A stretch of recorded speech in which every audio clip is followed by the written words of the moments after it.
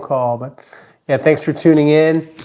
Let me update you on a couple of things with the Texans. As you guys saw in my previous video, CJ Stroud is not available for trade, and I view any of the speculation as just speculation. They are going to come back with him as their quarterback. That's their plan. There's not going to be any Joe Burrow. There's not going to be a rookie. There's not going to be one of the other veteran QBs coming in here. It's going to be CJ Stroud. So, yeah, looking at, the kind of genesis for sometimes how these things come about, they happen because people want clicks. If you parse the thing really carefully, you'll kind of see that it's his opinion, and it's not based on having oh, man. Sorry about that. It's not based on having a actual, sourced report. So that's what I see.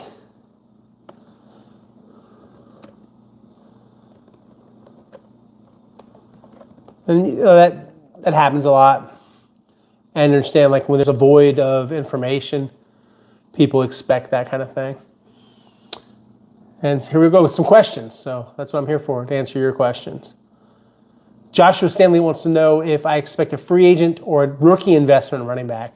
I don't think they'll wait till the NFL draft. You already have a young player at running back that's going to be part of the 2026 Texans, and that's Woody Marks. You may have seen, I read an article about Woody today, and he'll be a part of it. And I think they'll look at, the free agent group, and it's going to be looking like a pretty good free agent class, kind of like 2024, where Nick was involved in the Saquon Barkley sweepstakes. He ultimately went to the Philadelphia Eagles. He was outbid by about $2 million annually on average per year, and they wound up not doing that deal and getting Joe Mixon at a much lower price at about $9 million annually. So I think when you look at, the way that situation went, it's kind of instructive because it shows that Nick is willing to, look into situations like that. There, of course, now there's talk of Kenneth Walker III not being franchised, so we'll see if that's a player that he would want to invest in. There's also, Breece Hall possibly being not available with the franchise tag, and the Jets obviously need all the good players they can get. So we'll see how that goes. And like I said, guys, as you guys come into the chat, just pile up your questions, and I'll do my best to answer all of them. I don't think they would trade for a running back. I just don't see one available. Like DeAndre Swift is going to be back, I believe, with the Chicago Bears.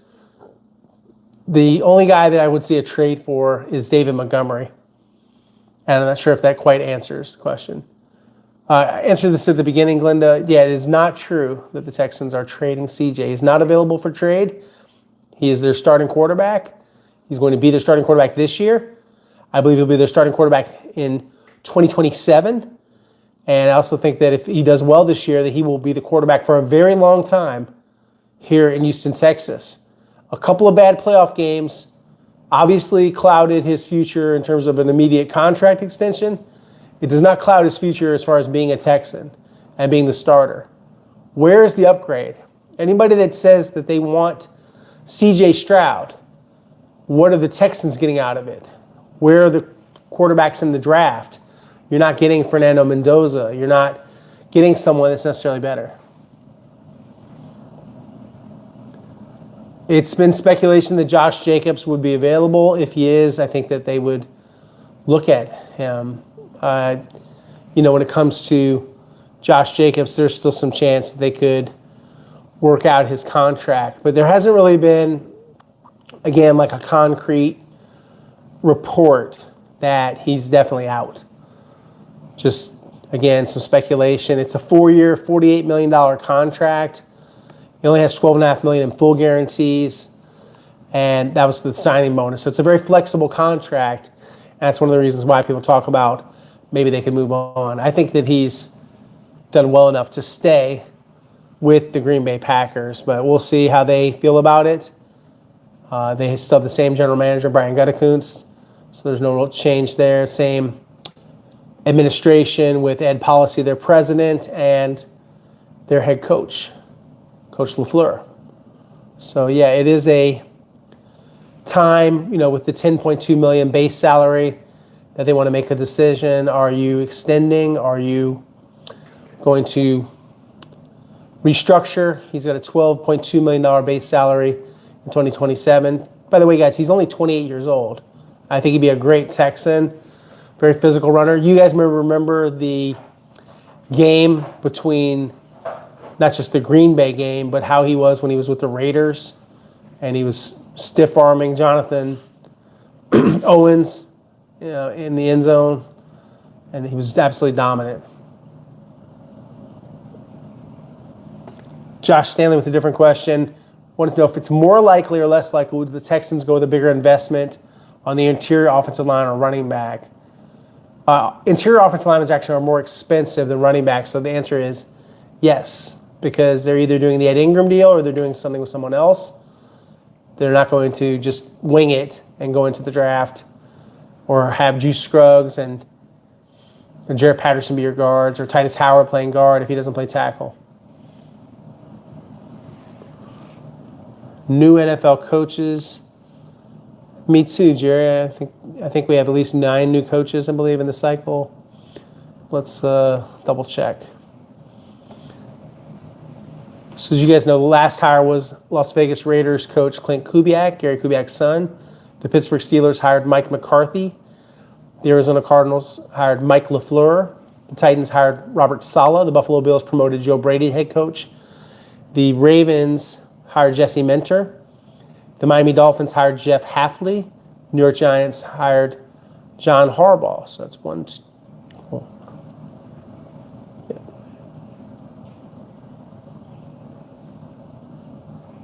Yep. Quite the coaching carousel. And Todd Monken is the Cleveland Browns coach. So, yeah, it's 9. You're welcome, Josh. Olabo wants to know, are there any players they're going to trade? Who would you trade? If you want to ask me about someone specific, I'd have a better answer for you. Can I confirm that I will not be joining John McClain on his stroll if CJ's traded? I think you mean John McClain's promised naked stroll. And yes, he did eat a newspaper once, Houston Chronicle front page, when they went with Jadeveon Clowney instead of a quarterback. But yeah, my reporting has nothing to do with John's reporting. I'm going off of what I'm hearing.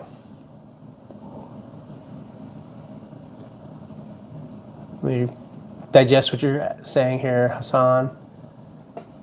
Collins. During games, good or bad, would CJ ever look at the tablet or talk to Kaylee about plays? Never saw that on TV.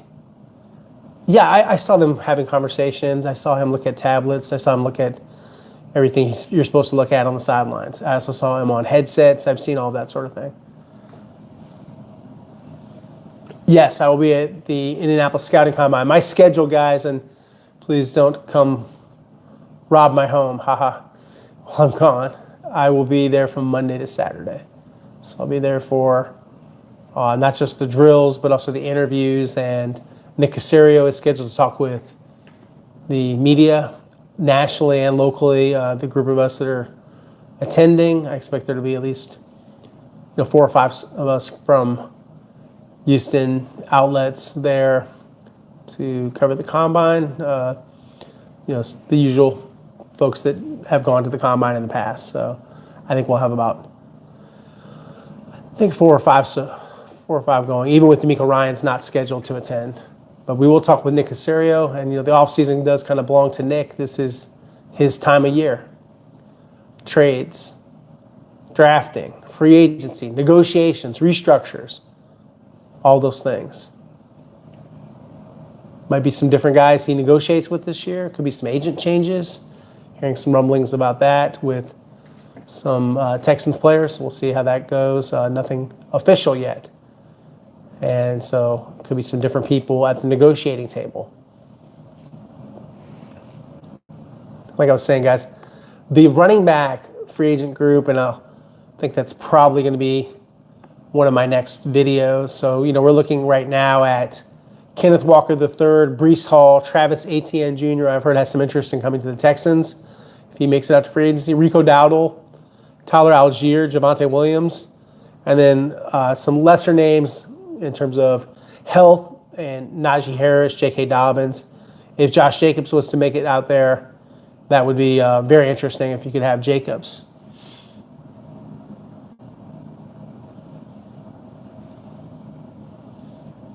I'll consider it, Hassani.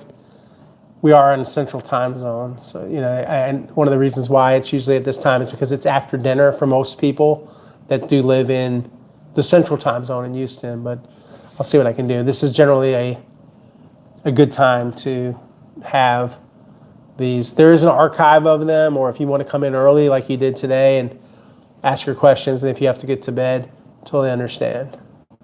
Not everybody's a night owl. I tend to be a night owl. I tend to actually not sleep very much at all. It's part of the job. Thank you, Glenda. Like I said, for anybody that does miss the chat, there's the replay. Of course, we have super chats. And a super chats yet tonight, but they're always welcome. The St. Louis Rebels, always a good super chatter. Some good comments and vibes, so always appreciate those. As I head off to the scouting combine, all my Marriott points for the week too. And then the following month, NFL owners meeting. So I'll be going to Phoenix, Arizona to cover that. Like I said, guys, any questions you all have, feel free to get in and we'll get all those questions answered. So I appreciate everybody that's joined us today and that watched the CJ Stroud video. I thought I was very clear in that one as well. But there could always be someone that maybe they missed it or want some greater detail.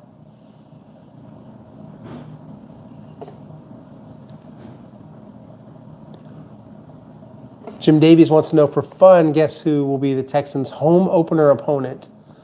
Divisional? Usually it is divisional. Ravens, Bengals, Cowboys, Giants, or Bills? I don't think they would start with Buffalo. I think that has a chance to be one of the prime times. I think a Dallas game, they would want that later in the year too. So it wouldn't really surprise me if it was a different team. Ravens, they've had some good games with, but not last year. I think it could be, I would probably narrow it down to Cincinnati or the Giants, either one of those. But we'll see. They like the divisional ones, though. That's happened before. And we'll see if they do that again. Sometimes they shove all the divisional games at the end of the year, too.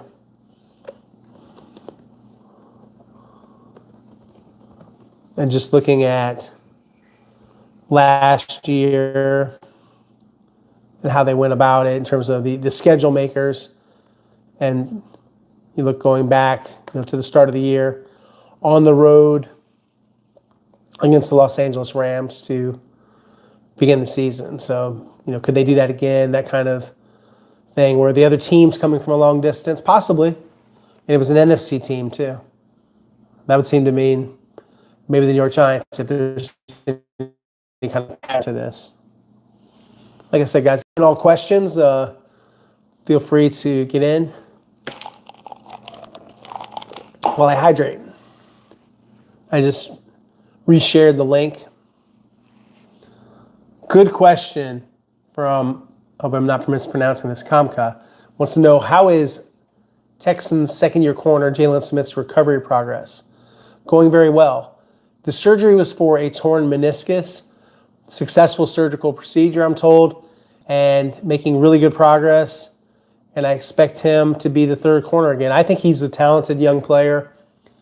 Also, wonder if they might want to look at him if they think he's physical enough to play safety and cross-train him a little bit. But yeah, right now, just corner. He's got to get healthy. Right, yeah, I thought I'd get more questions about the Texans' plans for Toro District, and I've done a lot of coverage of Toro District with interviews, exclusives with Texans team president Mike Tolman. You can check that out in its entirety here at the YouTube channel, and also my exclusive with David O'Reilly from Howard Hughes Holdings. They're the guys that own the Las Vegas Aviators, hence Howard Hughes. In the Summerlin neighborhood, they built the Las Vegas Knights infrastructure and the practice arena and a community ice rink. So they have a significant amount of experience. I think Bridgeland is going to be very nice. I don't know if it's going to give them a competitive advantage or not, but I think it'll be really nice. I think it'll be a good spot for the Texans. I'm getting a question from Labos about Jordan. I'm assuming you're meaning Brevin Jordan, or are you asking me about Jawar Jordan? Let me know. Brevin Jordan is going to be, I believe, limited in the spring because of the torn patellar tendon. That usually is a long-term injury. It takes a very long time to recover from that kind of injury. He has made good progress. He's there all the time. He's working very hard. And we'll see if that, if that works. But yeah, I would expect him to be by training camp, hopefully. I think he'll be ready to go for the season. But off-season, I think it's going to be very limited activity for Brevin Jordan. As far as Jawar Jordan, he returned to practice for the playoffs. He had a high ankle sprain. It wasn't a severe high ankle sprain, but he wound up missing the game. Jerry wants to know, what's my team? I don't have a team. I cover the Texans. I'm not, really cheering for any team. I grew up a fan of the Commanders, formerly the Redskins. I grew up kind of near RFK Stadium, so my family would go to the games. My mom and my brother are still season ticket holders, so they're into it. I really just don't care who wins. I root for my story, basically. I want to have a good story. We don't know if there's going to be a new stadium built. They are under lease through 2032. They're not just going to sever the lease. I think it's more likely there's going to be upgrades to the current stadium. I do think they've created a significant amount of leverage by planting their flag in Northwest Harris County. And it wouldn't surprise me if there wasn't enough land out there to have a stadium. But we'll see on the infrastructure, too. Yeah, that's a good question. You're asking about my personal situation. Well, I consider moving to the new training facility. That's already something that my wife and I are discussing, and my family, about wanting to be closer to work. I do not like, I've said this before, I'm not a big guy that wants to be in the car driving for a very long period of time. I like to have the convenience of being close to work. The last time when Mike Tolman and I did that interview, I got a little bit of notice, about 30 minutes, and I had enough time to, get ready, put on a suit, and meet him on time. I was on time. I had to hustle down Kirby Drive, but I live very close to the facility. I live in River Oaks. I live close to NRG Stadium. But yeah, eventually I believe I'll be moving to either Cypress or Katy or Bridgeland.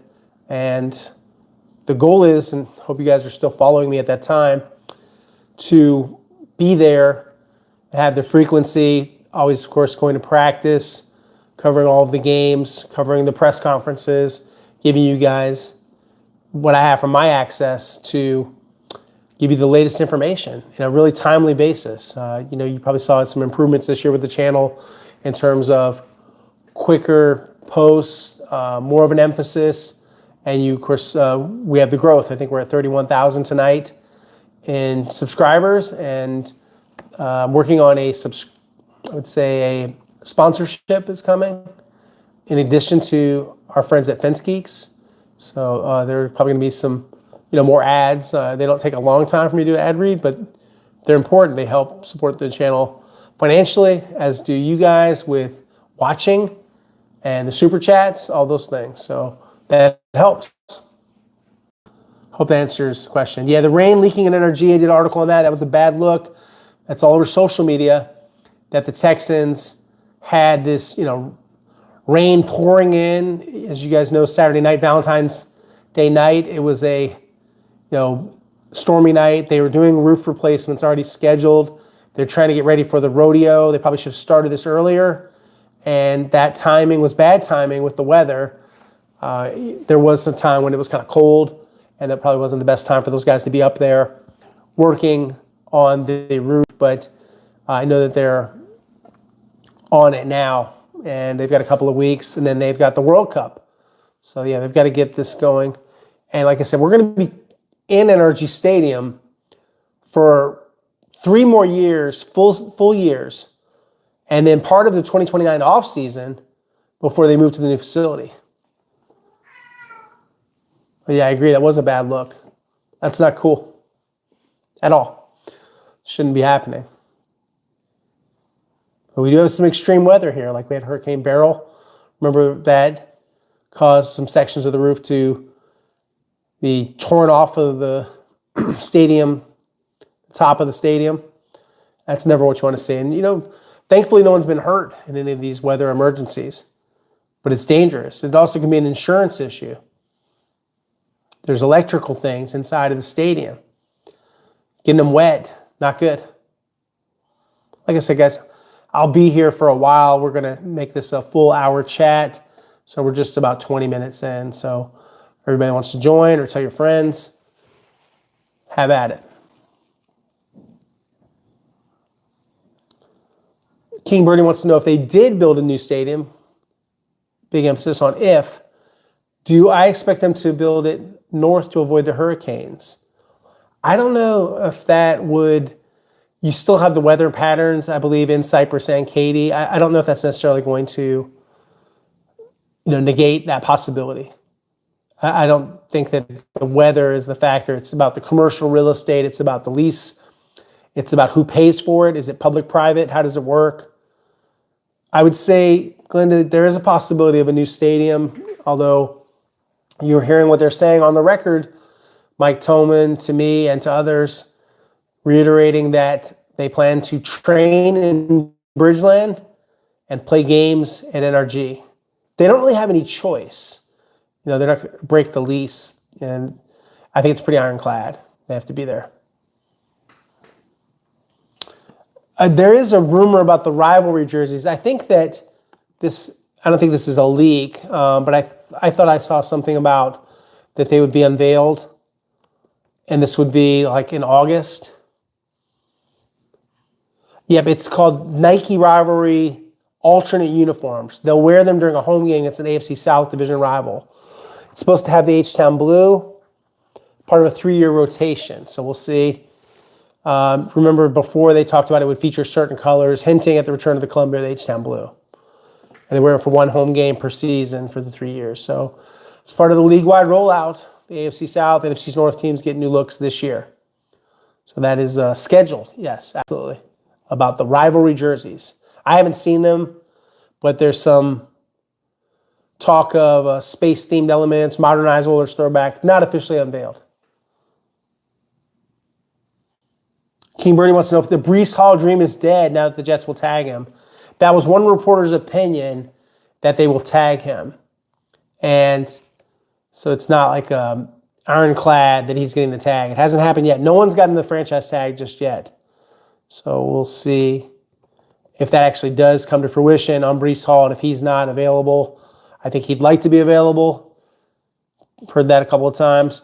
It's going to cost $14.5 million in cash and cap to the Jets to do that. So we'll see if that happens. Storyteller wants to know if I have a Mount Rushmore of personal favorite actors. Doesn't have to be in order. Keep up the great content. I'm an Al Pacino fan. I like Al.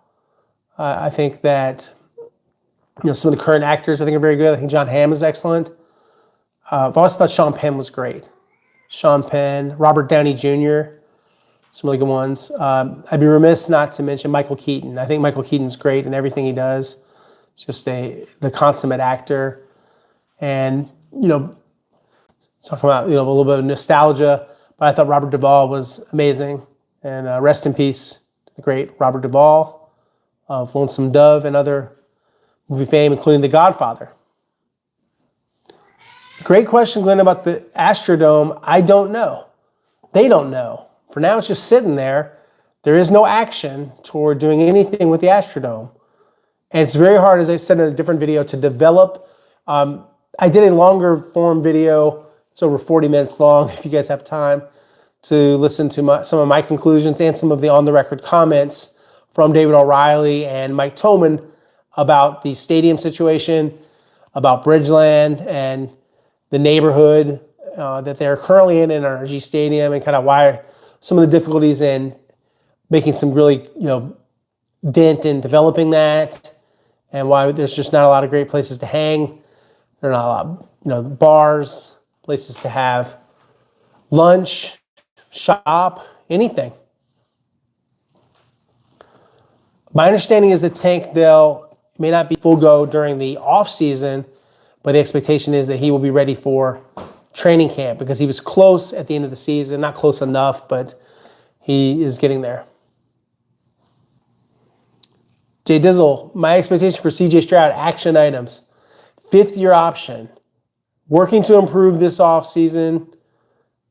Being the starting quarterback, not being traded or subject of trade talks. And if he does well, securing his long-term future with the Texans past the 5th-year option of $26.5 million set for the 2027 season. Let me see if I'm missing anything. Gio, yeah, whenever you finish that question, I'll get to it.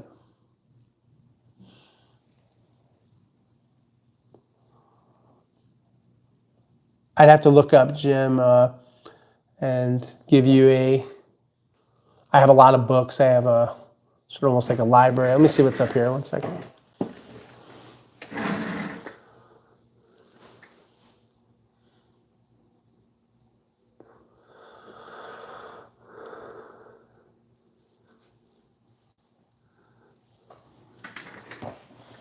Dynasty was very good about the Patriots.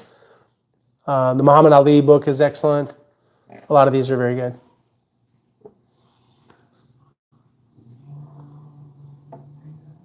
The Seahawks do not value, this is a question from King Birdie, they just don't value the running back the same. They have some other financial concerns. There's no reason to be cautious. It's just that he hasn't had a lot of consistency. He was in a platoon situation. I thought he showed in the playoffs that he's ready for more. I don't think they should be cautious. I don't know if they're going to be the highest bidding team on a running back, though. Rhino, YouTube will not let you do a super chat. I don't know. It was, I wasn't aware that YouTube wasn't working earlier. I posted earlier in the day. I wasn't having any issue with it or watching YouTube videos or anything like that today. But yeah, I'm not sure. But I appreciate it. And also we have a membership club. Anybody wants to join that, that is available too. So I appreciate the support. I think you can do them at a different time as well. I appreciate it. Thank you.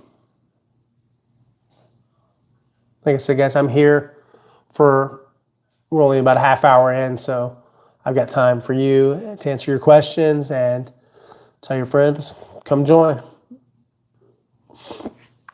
And we'll talk a little bit about running back, and I just wanted to kind of recap a little there about the running back situation. And obviously, I expect to see Woody Marks be a part of it, but there's a scenario, and I think it's likely, where the Texans look at the running back market. There's a good supply versus demand situation I think shapes up well for the Texans, with Kenneth Walker III expected to hit free agency.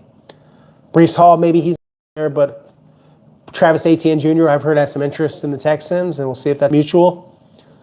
Broke a lot of tackles last season. Rico Dowdle from the Panthers really did a good job with them last season. Showed he's a capable starter and had a lot of yards after contact. Tyler Algier is a good scheme fit from the Atlanta Falcons. I'm not sure if he's, necessarily a lead back. Javonte Williams, I like him a little bit. Had 1,201 yards, 11 touchdowns, 3.56 yards after contact per run. He's only 25. He's got a lot left.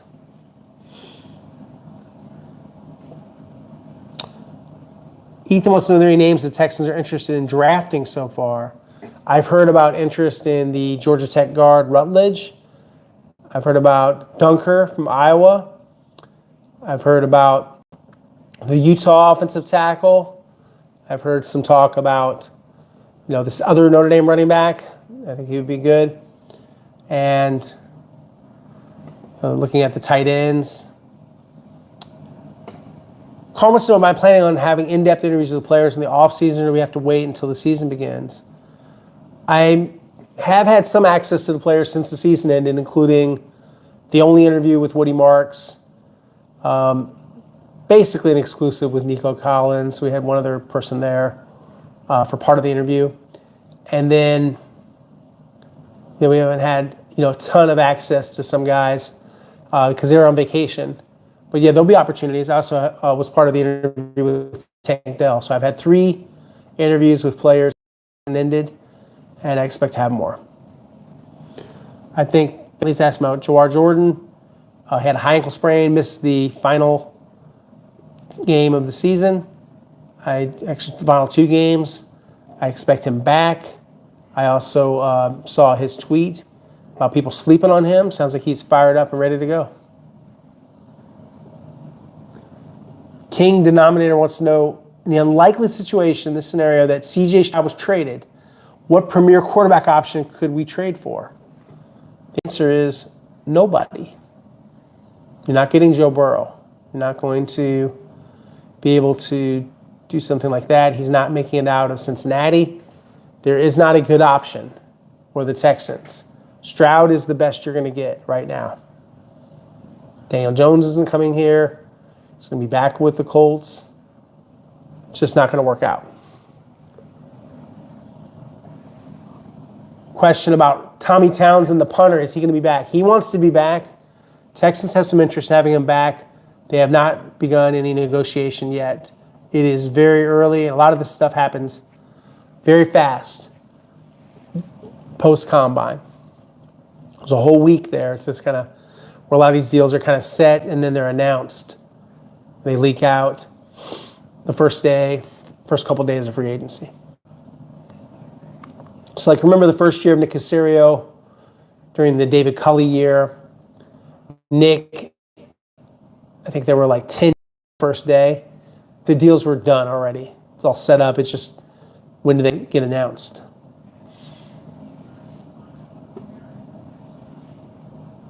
Jim Davies, old school, wants to know, why don't the receivers line up in a 3-point stance? Excuse me. Sorry about that. That is old school. Yeah, I don't think that you can get into your top speed as fast from a 3-point as you can in a 2-point stance. That's one of the reasons why you don't do that anymore. Bentley, I watched Sam Roush, watched some Stanford tape, not in full game. I acknowledge that. I've watched a lot of his Senior Bowl tape. I think he's tough. I think that he can block. I look at him. Yep. The Todd McShay report, yes. And if you look at it carefully, I think it's just sort of a clumsy phrasing and speculation, but it's not like he tried to couch that like, I have inside sources and I'm reporting that these teams plan to make a run at C.J. Stroud. Ultimately, unless he's available, that would make it very interesting, but he's not. The Texans do not plan to trade Davis Mills, to answer Glinda's question. He is under contract for 1 year and $7 million. The Rhino, I think he wants to know if going after Tyler Linderbaum would show that the team is in win-now mode. They're in win-now mode, for sure. Linderbaum would replace, obviously, Jake Andrews, would rectify a drafting mistake that Nick made when he drafted Kenyon Green instead of getting Tyler Linderbaum. Makes me wonder a little bit, too, like, did he just not like Linderbaum that much? Did he think his arms were too short? What were some of the concerns for Nick in not doing the Linderbaum draft? I know from some of the insider information I had that Lovie Smith was a big proponent of going local with Kenyon Green. Obviously, it turned out to be a bad mistake. Kenyon was overweight. He wasn't ready, I think, emotionally to be an NFL starter, and he has not become a starter anywhere else with Philadelphia or Baltimore since leaving the Texans in that trade. That trade, wow, didn't really work out for either team. C.J. Gardner-Johnson hurt the Texans, caused them to lose games. Kenyon Green did not help the Eagles win games. Thank you, Rhino. Appreciate that. Rhino on the board, our first super chat of the night. So he's able to do it. Anybody else wants to join him? Of course, that's encouraged. I appreciate it. Helps me to maybe buy a few rounds at the NFL Scouting Combine. Maybe I'll get some information that way, guys, for you guys. That is as subtle as I can be. Kidding. I'm not very subtle about that. But, yeah, that would be great. I will be there, probably not sleeping very much, getting as much information as I can. The way the Combine works, guys, in the mornings and afternoons, we're usually in the convention center doing interviews with coaches, general managers, sometimes doing some stuff on Radio Row, and then kind of like the Super Bowl a little bit. And then after that, writing articles, doing videos, and hanging out. Big hangout at the Combine is the JW Marriott. During the day, especially the Starbucks on the second floor of the JW, which I've stayed at before. Nice hotel, staying very close by to that at a different Marriott. And then going to the bars and the restaurants at night and trying to bird dog and get some information. There'll be less agents and coaches there. The agents are not having their convention, their little annual seminar that they have. That's not happening. That's going to be online this year, so they won't have as many unless you have a player in the Combine or free agents to discuss. King Birdie wants to know if D'Amico and Nick Casario will be at the Combine. As I stated before, and first, D'Amico Ryans does not plan at this time to attend the NFL Scouting Combine. I heard some coaches are going, including Cole Popovich, which you would expect, right, that they would have Cole there to evaluate these offensive linemen. But Nick Casario will be at the NFL Scouting Combine, along with his full scouting department, his college guys. They'll be well represented. Yeah, they need someone that can block and catch. There's a concern there that's been expressed internally about the tight end position. They would like to bolster that spot, and it hasn't been what it needs to be. Cade Stover had a rough year with health and just didn't take the leap that you would have hoped from rookie year to second year. And he's had lots of injuries. He's had foot injuries, shoulder injuries. He's had an appendectomy. It was an emergency appendectomy. And so it's been a tough deal for him. And, of course, the knee injury. And the knee injury did not need surgery for, but he partially tore his PCL, MCL. It's getting better with rest and rehab. Maybe he makes a leap in the third season, but I don't think they can count on that. I think that the Texans are making alternate plans for tight ends. And we'll see, what style of tight end. I think that they're just looking for a blocking tight end that can catch some.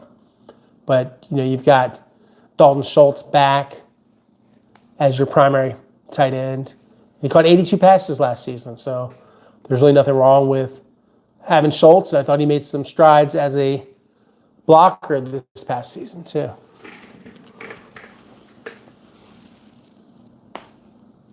Like I said, guys, we have some time here for about another 20 to 25 minutes, answer your questions. I look at Mendoza, and I'm not sure about him if he's, going to be an excellent quarterback. I think he's at least going to be like an Alex Smith style, that level. I think he'll be solid at the very least. Finn's TV, appreciate the compliment about my work. Thank you. Would love to have you someday on Finn's TV to get my opinion on the Dolphins. Oh, thank you for the invite. Yeah, let me know. Why don't you send me a message via Twitter/X, and I'll check it out and see if I can fit into my schedule. Thank you. The King wants to know if Brevin Jordan has a future as a Texan. Yeah, they brought him back. They signed him to a new contract. I think that he'll be on the team this year, whether he be healthy after having so many other injuries, ACL, torn patellar tendon. I couldn't really predict that. I mean, obviously he has a durability issue, and it's hard to just for me to say on a hunch. Yeah, I think he'll be healthy. This will be the year. I mean, he's certainly hoping that, and I'm open to optimistic thoughts. I'm not being gloom and doom. Just saying this has nothing to do with my opinion. I think very highly of Brevin Jordan, but the history is what it is. So, if you use that as that prologue to the future, yeah, there's a chance he has some more injuries. I hope he doesn't. I hate that for him. He's one of the nicest guys in that locker room. Great person.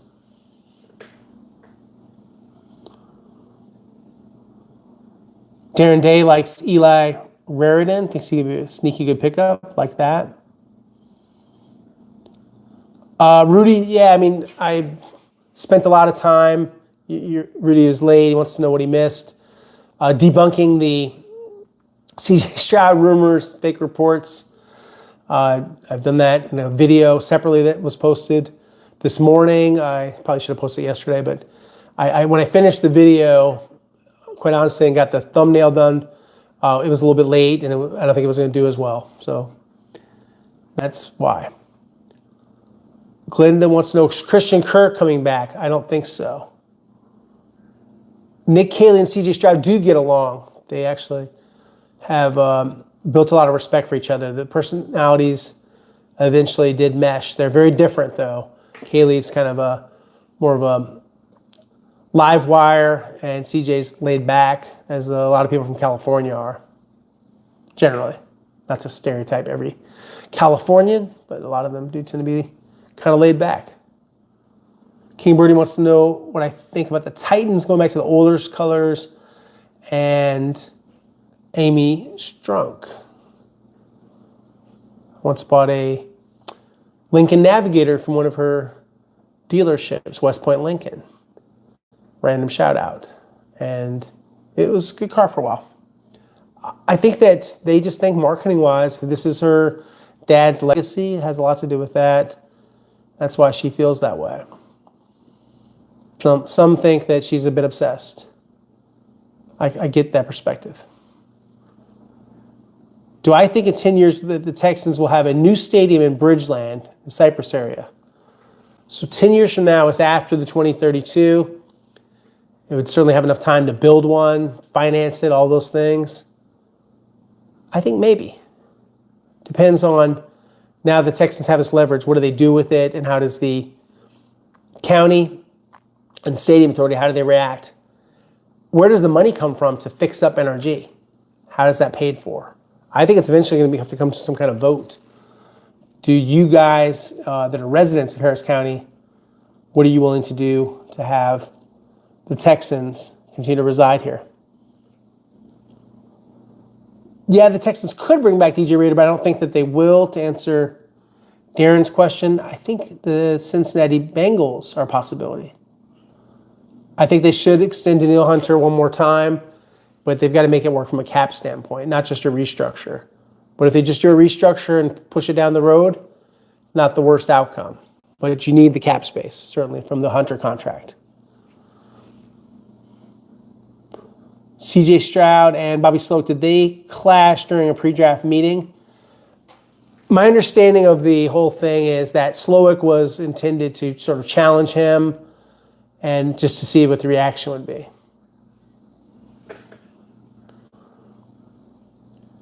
The rumor that CJ does not want to be in Houston, true or not? He wants to make things work in Houston. That's his first choice.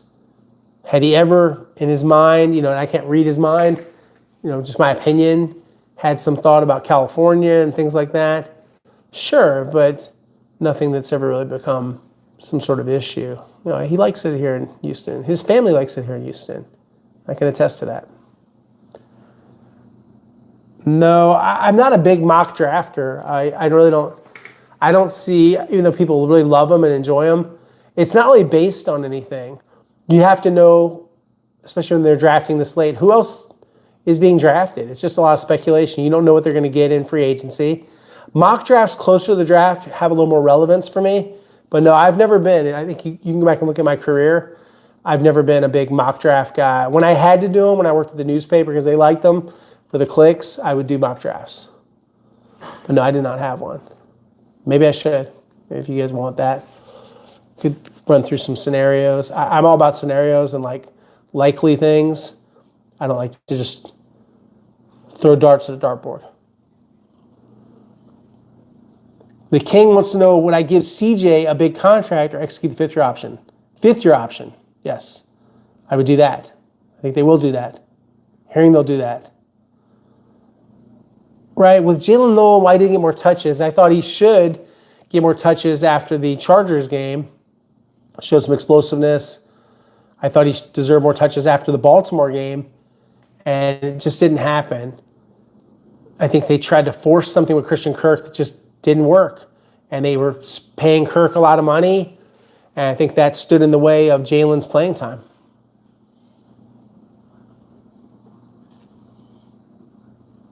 Rudy wants to know the percentage that the Texans sign Breece Hall. If he is unavailable because he's a franchise tag guy, and obviously technically that would cost you a couple of first-round draft picks, I would say it's close to 0%. If he becomes a franchise player, they will move on to a different running back. Roll wants to know if they will cut Cade Stover. I don't think that's the plan. I think they're going to give Stover another chance. We'll just see how many tight ends they bring in. Remember, Stover still contributed a lot on special teams and the short yarders, the package they had. I called it the Stover shove. We'll see if that happens. It's not great, the Texans cap situation, but the good news is it's very fixable with restructures. They're about $5 million over the cap currently, but that'll all correct itself. It's going to get fixed. Jim Davies, thank you, Jim. A little something from Jim to help me move in 2029. Jim, with that, I think that we can afford. I'm going to yell to the next room where my wife is. Babe, what? We've definitely got enough for the down payment now to move to Bridgeland. Thanks to Jim Davies. Thanks, Jim. I'm glad someone asked me this. I actually checked on Mike Evans today. No, per multiple sources with close knowledge of that situation, Mike Evans is not going to be a Texan. Hope that doesn't disappoint anybody. But yeah, Mike Evans is not coming here. But he does plan to play football this year. Glendon wants to know, will the Super Bowl ever come back to Houston? And what can Houston do to have Super Bowl here? To get the Super Bowl again, I think they have to improve the stadium. And, you know, it's been since 2018, so there's a lot of other people in front of them. So let me look at this, because, looking at, obviously next year is Los Angeles. Let's see how many are actually set in stone, how many years, the NFL has planned in advance. All right, ready, guys? SoFi Stadium in Inglewood, which we'll be going back to at least for the Chargers game next year. February 14th, Valentine's Day next season. Then the Mercedes-Benz Stadium in Atlanta, Georgia, 2028. Then Allegiant Stadium in Las Vegas is expected to host Super Bowl in 2029. So we've got the next 3 Super Bowls mapped out. I don't know if the Texans are on, board for 2030. So that's they generally select teams with new stadiums. So potential future sites include Nashville once their new stadium is completed. So I would put the Texans behind several teams for the Super Bowl, along with Super Bowl cities that I think are good to have the Super Bowl. Again, like a Miami or a New Orleans. Hope that answers your question, Glenda. And Bentley wants to know, with social media these days, how could no one find out what exactly was wrong with Mixon's foot? Social media doesn't tell you anything. He didn't want anyone to know about his foot. I've heard talk that he dropped a weight on his foot, that he got stem cell, unauthorized, out of the country, got electromagnetic therapy in Tampa, Florida, with a podiatrist. The foot, just to back this up, I was the first one to report that he was in a walking boot. Then I obtained those photos of him at his football camp where he had a lace up. I had some videos where he was jumping around doing plyometrics with a trainer in the Sacramento, California area. And after that, the foot didn't get better. It hit a plateau, and then it got worse. So it was not, there's been enough of these here. I'll shoot it down again, pun intended. did not shoot himself in the foot. It doesn't really matter. It just matters that he's not healthy.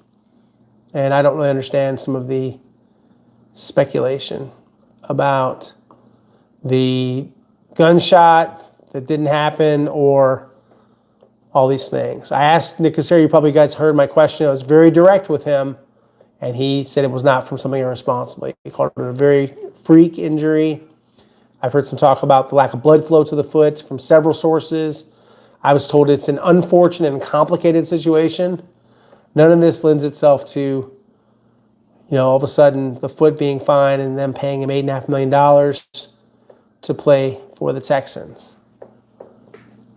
The Rhinos in favor of a Super Bowl in Nashville. Nashville can have very bad weather, and they have ice storms. I worry about they lost power. I do not think Tyreek Hill will be a good fit in Houston. I think he's going to be not able to do a whole lot this year due to his very serious knee injury. I also think he would not be a great character fit. They generally don't like to have a player with that much baggage. He has been involved in a lot of off-field incidents. I don't think he's their guy. I guess we have about under 10, I'll do 15 minutes to make sure everybody gets to and get their questions answered. Rudy wants to know if Nick Cassero will make a splash in free agency. Depends what you consider a splash. I think he's going to make a couple big moves, and then there'll be a lot of retentions. I think that guys that have a chance to get extensions / new deals, Sheldon Rankin, DJ Speed, Aziz Al-Shire, restructures, possibly Jalen Petrie, Nico Collins, Derek Stingley Jr., an extension for Will Anderson Jr. I think there'll be a lot of in-house business and a few outside moves. Ed Ingram is another possibility. We'll see how that goes. Rhino wants to know about the weather, the fact that the Texans would win a Super Bowl in the Titans' home. I'm not sure. Not win? I don't know. I was referring more not just to the Titans stadium, but the power issues that they have due to ice storms. Bertie, we don't know yet if Titus will be a tackle or a guard next season. A lot of this is going to be determined by, is Ed Ingram back? If Ed Ingram's back, chances go up for him to be a tackle.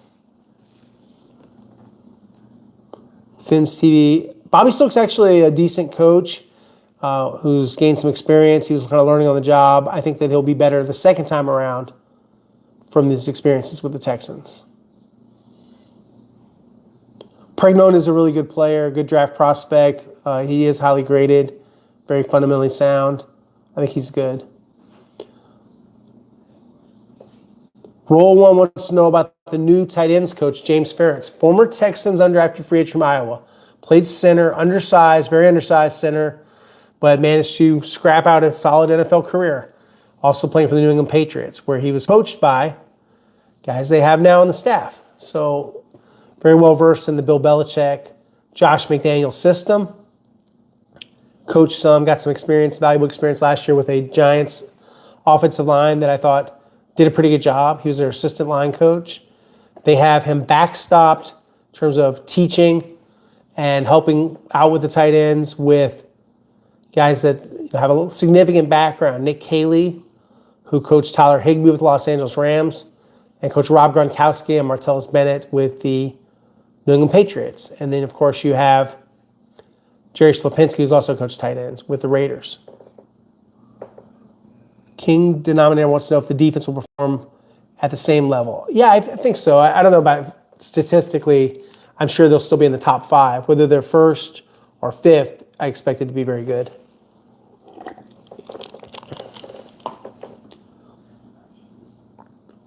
Jim Davies wants to know if there was a favorite game I watched, either as a fan or reporter.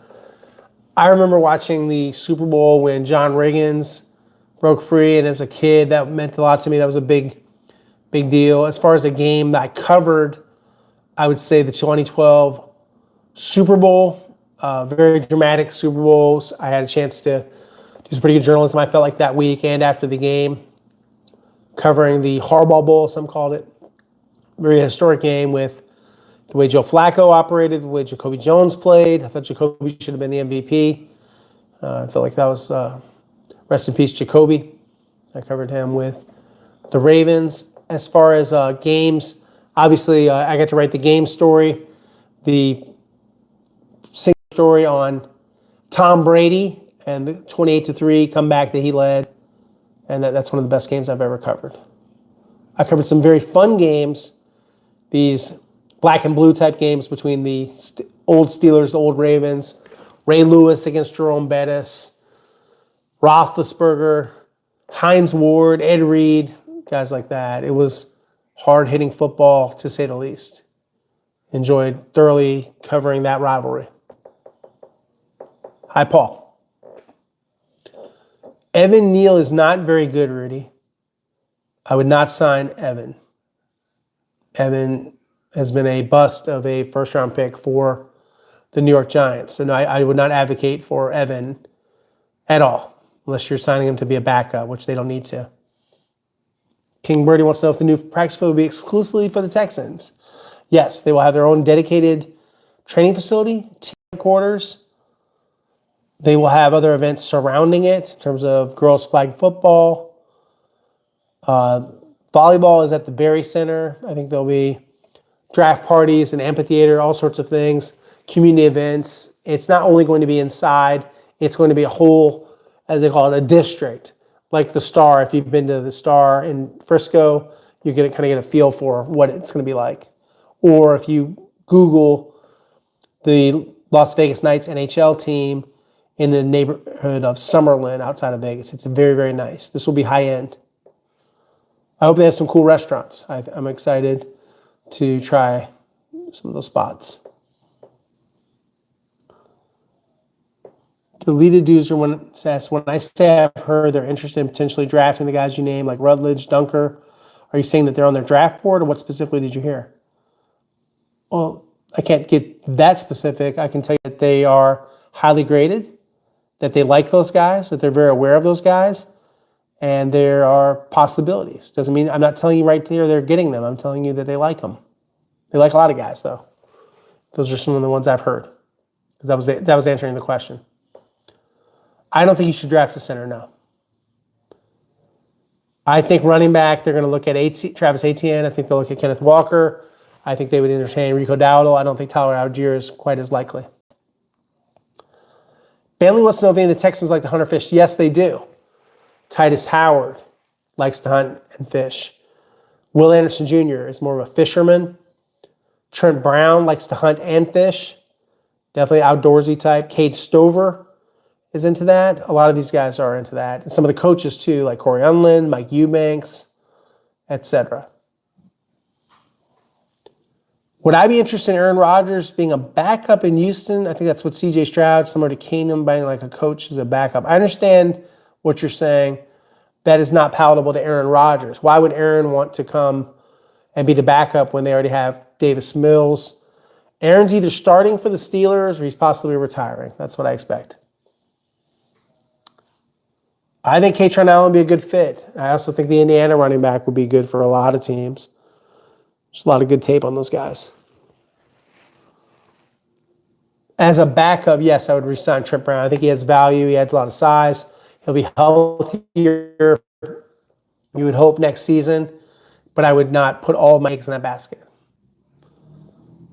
I don't think drafting a center is the thing. I think you need to look at getting a center possibly in free agency. So maybe you want to look at Connor McGovern or Cade Mays. I don't know if they're going to be able to afford Tyler Linderbaum on top of all the other things that they want to accomplish financially. Guys, like I said, I'll give about 5 more minutes because I want to make sure the late arrivals get answers to their questions too. You can't draft everything. You can't do everything all 1 year. They kind of like Jake Andrews too.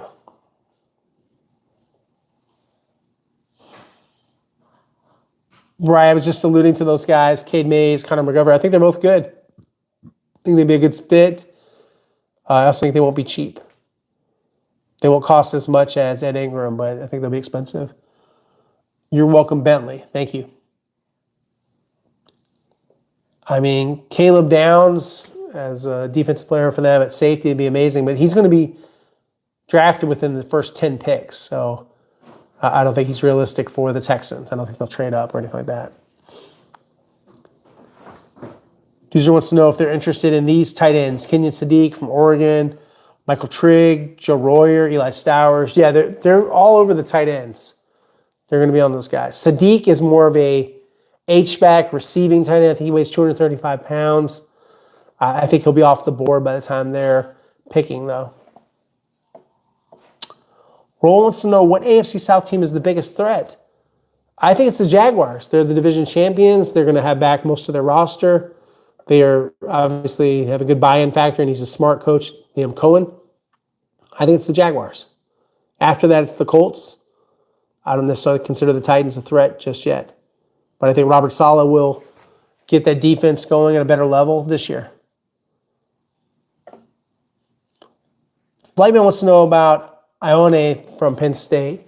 He's the top-rated interior lineman. He's a great guard. He knocks guys down. He's a real road grader, tough guy.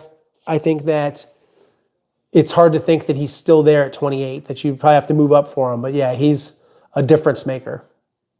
Penn State offensive lineman. Big timer. Blue chip. Absolutely. Don't see him missing. Like I said, I guess I have time for a couple more questions. We still have time for super chats. Anybody wants to get in, they are working. We had a couple guys participate with that. Charles Jennings wants to know, will Juice Scruggs be back? Yes, I see Juice back as a backup. Absolutely. Same thing with Jared Patterson. I think you got to have some backups. The Cleve, if I have thoughts on Jonah Coleman, Emmett Johnson, Mike Washington, probably not the highest rated guys that they could get. I think that they're going to be looking at free agent more so than draft for the running back position. You're welcome, Rudy. Thank you for the kind words. Appreciate you.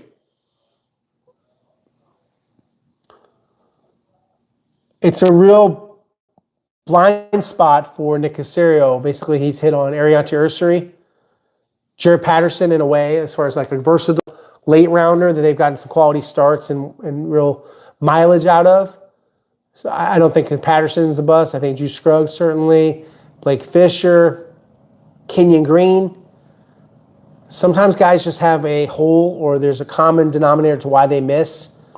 In some cases, like Kenyon Green, I don't think they look carefully enough at the conditioning factor, the personality, how he would maybe respond to playing close to home, which he had done for his entire life. Maybe he would have been a different player if he'd gone off somewhere on his own. But the fact is, his problems as a lineman followed him to Philadelphia and to Baltimore, and right now he's not even on a team. Caleb Banks would be a great defensive tackle for the Texans. So would Lee Hunter. They say Banks needs a little more refinement in terms of technique, but a stud. So is McDonald from Ohio State. I see a lot of value in the defensive tackle position, getting someone that dominant. What if the defense becomes so good that they really aren't being scored upon and they're getting the football back and they're making things really easy for the offense? What if offense could be addressed mostly in free agency? All possibilities. You're welcome, Cleve. Yeah, I'm glad you liked it. Thanks, Cleve, for the super chat. Much appreciated. Absolutely. I mean, Cole Popovich had a lot to do with them drafting Ariante Ursary last year. I can tell you that. I know that from multiple sources. So I don't think they'll be changing, his recommendations. They'll listen to him. I don't think the Texans should sign a top wide receiver. I think they need to get someone back. I did hear an interesting name today. Someone I think would have some interest, and we'll see if they have interest back. But Kendrick Bourne, somebody to think about. I don't know if you can just count only on Tank Dell. Cole Popovich is going to the Combine. I've heard of some other coaches are going to the Combine. I think Kaylee's going to the Combine. They'll be represented at the Combine. They'll have some coaches. They'll be kind of in and out. I think Cole's coming in for like a day or two for interviews and for the lineman drills.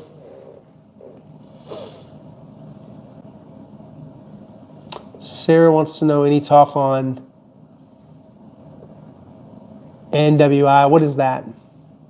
I'm sorry, I don't know what initials you're talking about. Are you talking about Westbrook Akini, who was cut by the Dolphins? No, I haven't heard any talk about him. He had one good game against the Texans before, though. But no, I haven't heard any talk about him. He just got cut.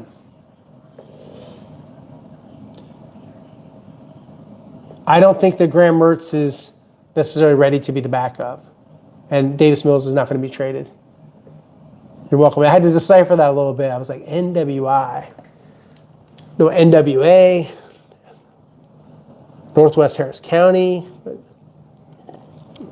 I have to get to know Northwest Harris County a lot better. My future home. I don't know. I haven't checked to see if the Vikings are interested, but he's not available, so it doesn't matter what the Vikings want. King Birdie. I got time for a couple others.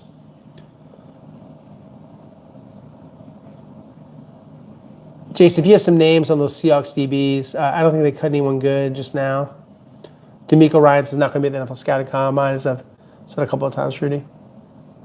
No, you missed the beginning, but yeah, he's not going. Not scheduled to go. And if you have time, Jason, to list who you're talking about. I think you meant Shaq Griffin not being renewed. They didn't part well with Shaq. He was very upset. He thought he was treated unfairly here. I reported that at the time. I reported his release first as well. If you go back, look that up. No, he won't be back here. Same regime. They were very upset. Shaq Griffin, his agent, etc. I think the running back room will have a veteran as RB1, a new veteran, and I think Woody Marks will be RB2. I don't think Breece Hall is going to get to free agency, they're saying. We'll see. Neither of those guys, Jason. As I said, with Shaq Griffin, there was an issue here with him. Luke Lachey, they haven't let him play at all. We haven't been able to see Luke. It doesn't seem like they think highly enough of Luke. They never elevated him. He didn't make the 53-man roster. Maybe he has some kind of great offseason. It's different. It doesn't sound like he's a great athlete. His dad was an outstanding offensive tackle in the NFL, Jim Lachey. But no, they haven't really given him a chance. Maybe they need to. I got a couple more minutes, guys, and I got to head out. What if the Vikings, Dolphins, or Jets sent us a first rounder for Davis Mills? Would you do it? Yes, absolutely. But no, they will not. You wouldn't even get a third-round offer for Davis. I know he was good in college at Iowa. This is the NFL. You know, they see things. They know more than we do. They work with these guys. They may know limitations or knowledge of the playbook, all those things, and we may not be privy to. That's one thing I'll tell you guys. I'll never pretend I have every answer because this whole thing isn't set up for me to know every single thing about an organization. I know a lot. I might know more than most people. Doesn't mean I know everything. So you got to be humble. You got to be realistic about how much do you know. I give you the best possible answers I can give you. Well, look at safety, but I don't think you're going to look at those safeties. I think Jalen Noel will be the primary return man. Brendan Codrington is interesting. He'll get a long look at training camp. The Texans, not enough to sign him to a long-term deal. Wow, that's some loud music. That's not me. Not happy about this. This is like a noise complaint downstairs. Shannon, you hear that? That's ridiculous. Where's this neighborhood going? I'm in fancy River Oaks and we got a lot of noise. Not happy about that. They trust him enough to make a fifth-year option, trust him enough to be the starter. Doesn't sound like it's the right timing to do the deal. D'Amico Ryans has usually attended the Combine, but the trend is for guys not to go to the Combine, including Kyle Shanahan, so he's following that trend. Jason wants to know, do I see the Texans holding their offensive coordinator accountable for the poor 2-minute drills and clock management? It's not just him. It's D'Amico Ryans, too. It's the quarterback. It's the players. They all need to be accountable. It's not just one person. It's not just on Caley. I'm not defending Caley. I'm just telling you, it's not only him. It's that the guys he's got to get the play called faster. They need to communicate better. Players need to hustle to the line. They have to have better plans. Sometimes they don't admit this. They're basically telling these guys that we just want to get into the half without a turnover. All right, guys, I'm going to wrap at this time. I'm going to head out. I appreciate all the questions. Everybody that joined, all excellent questions, all fair questions. Appreciate that. To reiterate, CJ Stroud, Texans QB1. And I do have sources of what players the Texans are in love with. I report that. If you go back and look, Jarrell, you'll see some of my reporting about visits and it forecasted about Ariante Ursary, all those kind of things. So I was on it. Just like they looked at running backs, but they wound up not doing that. And maybe Davis would have won that game, but we'll never know because they never gave him the chance. So it's a woulda, coulda, shoulda type of situation, right? All right, guys. Thanks for everybody. Thanks for all the super chats. Those were great. I appreciate those. Help me either put a down payment on a home in Bridgeland for 2029 or more likely buy a beer or two for agents, some NFL people as I go to the scouting combine next week. And we'll talk again next week. I'll be communicating with you guys from Indianapolis as well. So I'll be there. Yep. So I'm gonna wrap. There'll be a replay of this. It will process. You'll be able to see it tomorrow. And it will have all the questions, including me repeating the questions. A lot of people have asked me to do that, to repeat the questions in case you don't understand the context. I appreciate it, guys. Thank you. It's been great, and I look forward to these. I'm glad we got a chance to talk and answer your questions and have this kind of format because, like I said, I'm here for you guys, and I believe we hit 31,000 subscribers today, so a big channel, and hopefully bigger and better. I've got some news coming soon as far as sponsorships, and take this opportunity really fast to tell you about my friends at FinceGeeks. They do the finest work. They now have financing. They work for a price. The FinceGeeks promise they work with you to achieve your design goals. You can contact them at 713-299-6482. You can email them at service@fincegeeks.com. You can check out all their fine work at the website at fincegeeks.com or on Instagram at FinceGeeks. And they are a proud sponsor. We are proud to be partnered with them, and they help make this possible, what I'm doing here with the channel. And there's going to be a new sponsor coming soon from the personal injury firm. I'll reveal them firm, and we'll be working on a commercial for them too. So more to come, and more support, more business backing, corporate support for yours truly, and I work with you guys. So this will help the channel, which hopefully makes the channel better. You guys are welcome. Okay, let me know about Fry Road 46. Yeah, I hope it's nice to see he's got the Bucky's logo. You guys are welcome. But yeah, some good things happening. More to come. Want to have 2026 be the best year yet of the channel. Started it late in 2024 in the fall, and now it's growing quite a bit. Appreciate that.